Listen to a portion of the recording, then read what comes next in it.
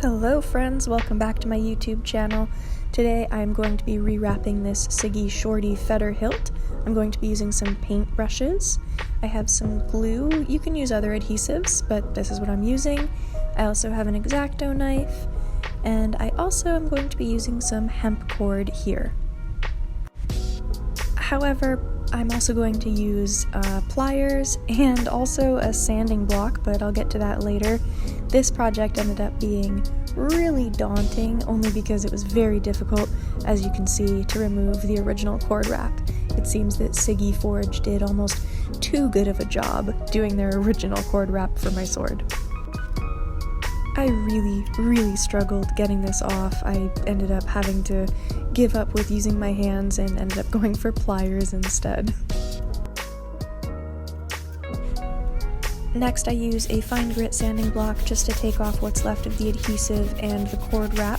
I'm trying to make the hilt as smooth as possible, so when I do this new wrap, it's nice and smooth, easy to get the adhesive on there, and it'll be a nice and even wrap as well. So much fluff. Oh my goodness. Now I'm going to be using two different colors. I have a sage green and sort of a purpley brown here. I think they look really lovely together. So I'm going to use that for my cord wrap.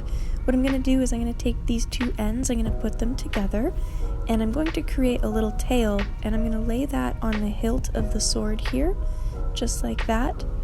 And then I'm actually going to tape that down. It's a lot easier if you tape it. You can do it without the tape, but I strongly recommend doing it this way.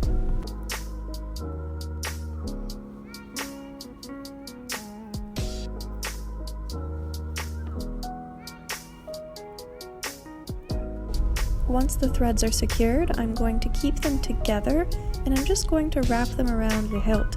This is pretty monotonous. This is likely the easiest part of the entire task, and it does take quite a while, so you need a little bit of patience.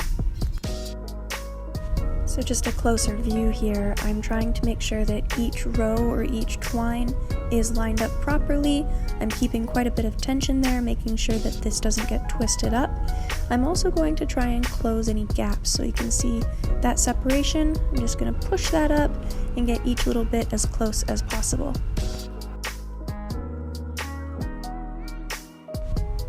Now you're going to start coming towards the end, and there is a very easy way to finish this off. What I'm going to do is I'm going to use a paintbrush. You can use whatever you want, but I'm going to lay it here, and then I'm going to wrap the cord over the paintbrush.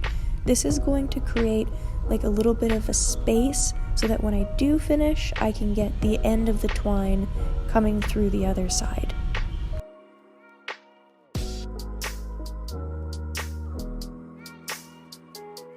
Once you've reached the end of your paintbrush or whatever you decide to use, take the two ends and then just feed them through the top so that they come through the other side.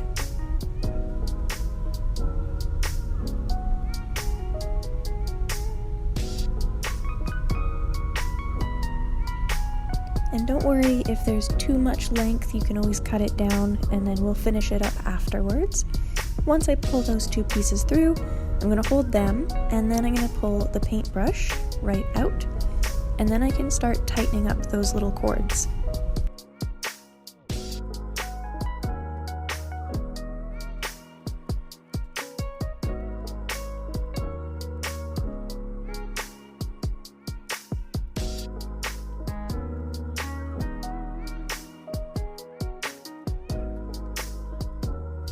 When I tighten them up and I pull them through, there's still going to be quite a little bit left. That's totally okay. My next step here is going to be cutting off those little tails, and I'm going to cut them so that I can end up pressing them into the cord and make it look really flush, and it'll get finished after.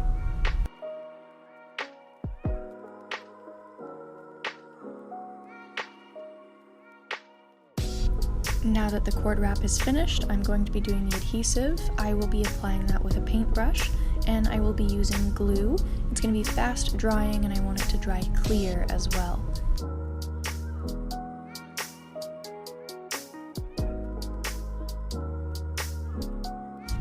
And then you just brush on the adhesive the whole way across the hilt, down the sides, top to bottom, and then you're done.